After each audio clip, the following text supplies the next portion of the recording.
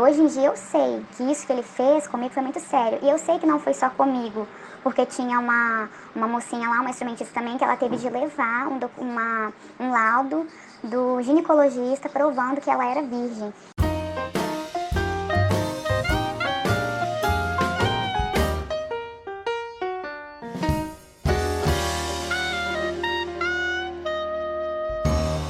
Bom, eu resolvi contar algo que me aconteceu dentro da Maranata, quando eu fazia parte dessa igreja. Resolvi romper com esse silêncio, porque as coisas que vêm acontecendo estão cada vez mais absurdas. E eu acho que quanto mais pessoas falarem, talvez mais pessoas tenham os seus olhos abertos. Eu entrei nessa instituição com mais ou menos 3 a 4 anos de idade, junto com a minha mãe. Logo depois, toda a nossa família estava dentro dessa instituição. Como a maioria das crianças, cresci na igreja, na adolescência aprendi a tocar violão, fui levantada a instrumentista, grupo de louvor, todas essas coisas, né, corriqueiras de quem está lá dentro sabe como é. Com mais ou menos 16 anos, eu conheci um obreiro de uma igreja de um bairro vizinho ao nosso, e eu e ele começamos a nos gostar, né? A gente estudava na escola técnica, então a gente tinha muitas coisas em comuns para conversar, além de um gosto pela palavra, de estudar a Bíblia, né? E todos dois gostavam também dos louvores, né? De aprender as formas diferentes para tocar o violão. Então a gente se aproximou. E esse obreiro tinha os pais separados. E então os meus pais acolheram ele como se fosse um filho mesmo. E aos domingos ele almoçava na minha casa. Então a gente tinha uma relação saudável, não era nada vergonhoso, nada que pudesse entristecer a ninguém, até porque os meus pais estavam sempre ali de olho na gente. Então assim foi decorrendo nosso relacionamento. Porém, em uma quinta-feira, um diácono falou comigo antes do culto começar que não era para quando terminasse o culto eu ir logo embora, porque o grupo de intercessão iria se reunir e eu iria passar pelo grupo de intercessão. Então fiquei ali esperando, né, quando acabou o culto, para poder passar pelo grupo de intercessão. Eu nunca havia passado pelo grupo de intercessão, achei que era algo corriqueiro, né? E, enfim, fiquei esperando. Até a minha mãe fazia parte do grupo de intercessão nessa época também. E quando eu vi os membros do grupo de intercessão das igrejas dos bairros vizinhos a qual meu pastor pastoreava também estavam vindo para se reunir, né? Iriam reunir os 3 grupos de intercessão das 3 igrejas a qual ele pastoreava, o pastor. Bom, aí ali fiquei esperando, né? Foi passando algumas pessoas e tal, eu ali esperando, conversando. Quando chegou na minha vez de ir, na hora que eu ia entrar no anexo, o diácono falou assim pra mim, espera um pouco. E aí eu vi que a minha mãe saiu do anexo, pensei, bom, deve ser algo de praxe, né? Porque é minha mãe, né? De repente, pra não ficar ali junto, mas não. Todas as irmãs saíram do anexo. Todas as irmãs que faziam parte do grupo de intercessão da minha igreja, das igrejas dos bairros vizinhos a qual ele pastoreava saíram. Ficou só os homens, só os diáconos e os obreiros e os irmãos que faziam parte do grupo de intercessão, apenas os homens. Foi quando eu entrei e o pastor sentado na mesinha do anexo ao qual a gente fazia o culto profético, falou assim pra mim, senta aí no meio entre esses 2 diáconos aí, que são os diáconos que te protegem. Lá na nossa igreja eu lembro que eram 3 diáconos e 2 desses diáconos eram muito amigos da minha família. A gente acompanhou a conversão deles quando eles se tornaram obreiro, depois o levantamento para diácono. Então tinha um relacionamento muito de amizade mesmo entre a minha família e as famílias deles. Então o pastor se dirigiu assim a mim, pedindo para que eu sentasse entre os dois, pois os dois me protegiam. Eu sentei, sem entender muito bem o que estava acontecendo, mas enfim, né? A gente vai acostumando a acatar ordens sem nem questionar. Foi quando o pastor falou assim pra mim, fala aí por que você tá aqui. Aí eu estranhei e falei, não sei por que eu tô aqui. Aí ele riu sarcasticamente, falou assim pra mim, você não sabe por que você tá aqui? E aí eu falei, não sei, eu só sei que o diácono pediu pra eu aguardar porque eu iria passar pelo grupo de intercessão. Aí ele falou assim pra mim, você tá aqui porque Deus revelou as suas práticas, o que você anda fazendo. Aí eu fiz aquela cara de interrogação, né? Ué, que práticas? O que eu estou fazendo? Aí ele falou assim pra mim: você vai negar que você tem uma vida sexual ativa como obreiro da igreja, vizinho aqui nossa? E aí eu falei: não, a gente não tem esse tipo de relação. E aí ele perguntou novamente: você vai negar que você faz sexo com esse obreiro? E aí eu, negativamente, com a cabeça: não, não faço nada disso. Daí ele bateu na mesa e falou assim pra mim: aqui nessa obra nada fica em oculto, tudo é revelado. E ficou rindo da minha cara e alguns outros membros do grupo de intercessão também.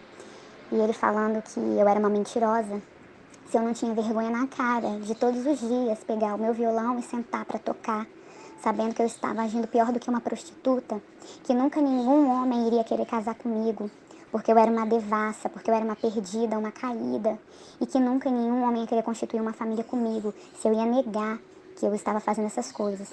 E eu continuei negativamente negando, porque essas coisas não aconteciam.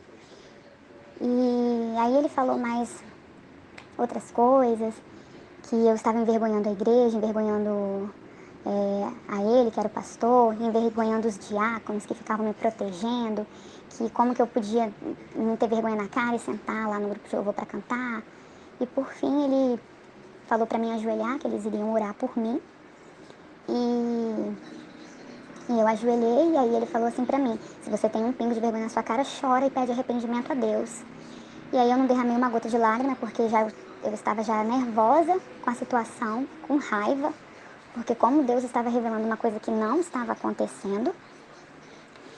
E quando terminou a oração, teve vários daqueles dons, né?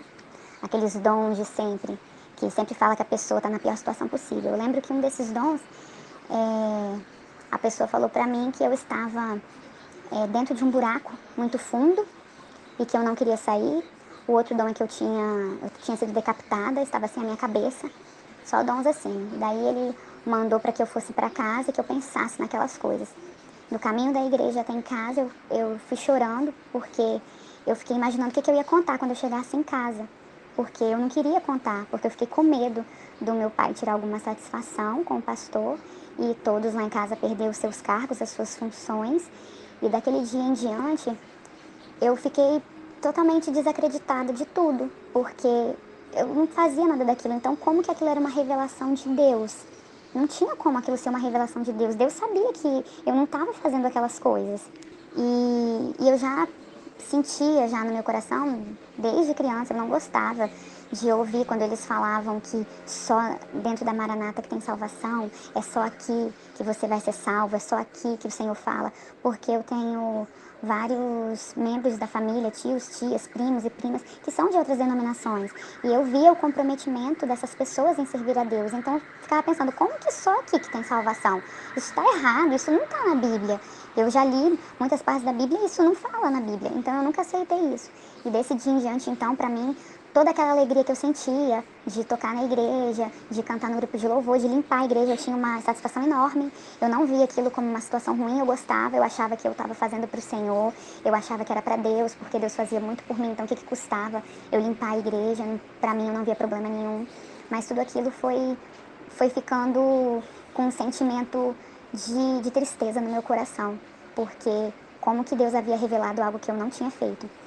E aí, como eu não era maior de idade ainda, eu permaneci na igreja até que houve a época em que eu consegui sair. Quando eu entrei na faculdade, eu estudava à noite, então fui me desvencilhando da igreja. Aos poucos eu fui deixando de ir, já não ia durante a semana por causa das aulas. E aí, nos finais de semana, às vezes eu ia, às vezes não. Entreguei tudo que eu fazia, falei que por conta da faculdade eu não ia dar conta, não tinha como continuar. Eles ainda tentaram me convencer a continuar, contudo eu falei que eu não queria, que era melhor assim, porque eu não estava mais com tanto tempo. E assim eu fui me desvencilhando e aos poucos eu fui saindo. Hoje eu sei que aquele ato desse pastor é, foi, foi algo que poderia até dar um processo para ele, porque hoje eu sou estudada, eu sou ele estava me coagindo. Eu era uma menina, uma moça de 16 anos. E por anos eu nem contei isso pro meu pai, nem pra minha mãe. No ano passado que eu resolvi falar. porque a minha mãe ainda continua na ICM. Ninguém mais lá de casa tá, só ela que continua. E eu resolvi contar, porque nem ela sabia. Ela sabia que eu tinha saído, que alguma coisa tinha acontecido, mas ela achava que era bobeira, fofoquinha. Mas aí eu fui e contei. Hoje em dia eu sei que isso que ele fez comigo foi muito sério. E eu sei que não foi só comigo, porque tinha uma mocinha lá, uma instrumentista também, que ela teve de levar um laudo do ginecologista provando que ela era virgem. Então, assim, são absurdos que aconteciam. E não sei se até hoje esse tipo de coisa acontece lá dentro, né? Mas eram absurdos desse jeito aí que a gente viveu, ainda mais que era uma igreja num bairro muito humilde, de gente humilde. Então, eram coisas assim que a gente vivia, que a gente vivenciava. Eu gostaria de deixar essa palavra para os irmãos que estão dentro da ICM. Se você não está feliz com essa instituição, se você já abriu seus olhos, se você está vendo tudo que está acontecendo, meu irmão, não fique triste, saia daí. No começo realmente é um pouco difícil, né? A gente está acostumado já com aquele modelinho de igreja. Não é fácil, mas não é impossível. Não é impossível. Deus não vai deixar de te abençoar. Deus não vai deixar de abrir as portas para você, porque não é só dentro da Maranata que tem salvação. As outras igrejas também falam de Deus. Então, saia daí. Não fique num lugar onde eles estão constrangindo pessoas, onde eles estão fazendo acepção de pessoas. Não fique num lugar assim. Procure um lugar melhor para você e para sua família. Hoje, onde eu me reúno, eu aprendi sobre a Bíblia. A gente tem estudos bíblicos. Não tem esse negócio de satélite, não. Não é uma pessoa lá que manda. Não, não é assim, não. Saia desse engano que vocês estão vivendo. Eu saí, venci. Glória a Deus, tenho a minha família, a minha casa. Então vocês também conseguem vencer. Não fiquem pensando que isso aí vai salvar vocês, não. Pelo contrário, isso aí está levando vocês para o buraco. Não façam isso, não. Leiam a Bíblia. Se vocês têm alguma dúvida, acho que aqui a gente está falando alguma mentira, leia a palavra do Senhor. O Senhor vai falar com vocês. Dentro da Bíblia está tudo lá. Vocês vão encontrar toda a verdade. Não é à toa que tem esse versículo, que conhecereis a verdade vos libertará. Então, leiam a palavra, porque Jesus, ele veio para nos libertar desse cativeiro da servidão. Não fiquem aí achando que isso aí é boa coisa, não. Saiam daí e leiam a palavra. Pela palavra vocês vão ser libertos. Eu tenho certeza que quando vocês começarem a estudar a Bíblia, aqueles que ainda não tiveram seus olhos abertos, as vendas vão cair. E em nome de Jesus todos vão vencer. Hoje, para a honra e glória do nome do Senhor, eu tenho a minha família, eu tenho um esposo, uma pessoa que me ama. Nada daquelas palavras duras que o pastor falou comigo, nada daquilo aconteceu. Eu fui para uma outra denominação e lá eu encontrei uma alegria em servir a Deus. Tenho minha família, tenho minha filha.